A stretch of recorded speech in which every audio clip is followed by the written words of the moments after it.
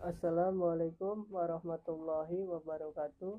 Perkenalkan, nami Abdi Rudi, kelas 12 IPA 5 SMA Negeri Hiji Cibarusah. Nah, ieu abdi dek nerangkeun diantara tentang kebersihan.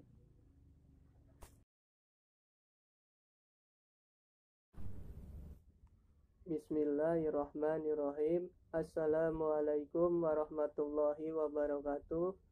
Wassalatu wassalamu ala asrofil anbiya'i wal mursalin wa ala alihi wa sahbihi ajmain amma ba'du.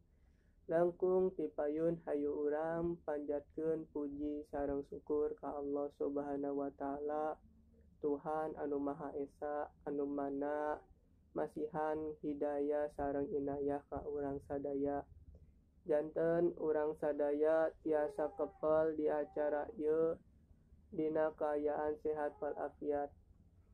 Para wargi sekalian anu dipikah hormat ku simpuring kempel di acara tasyakuran dina suasana pandemi COVID-19 ieu. Urang sadayana hayuh terapkeun protokol kesehatan di pamarentah sareng kebersihan.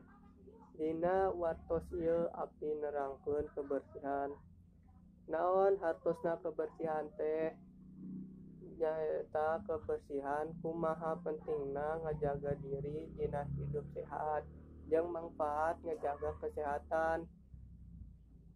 Nu mana urang sadaya teh kedah atawa wajib ngajaga lingkungan sekitar urang sareng awak nyalira nyeun urang sadaya tiasa ngajaga kesehatan tina segala rupa penyakit nu aya termasuk penyakit COVID-19 ieu.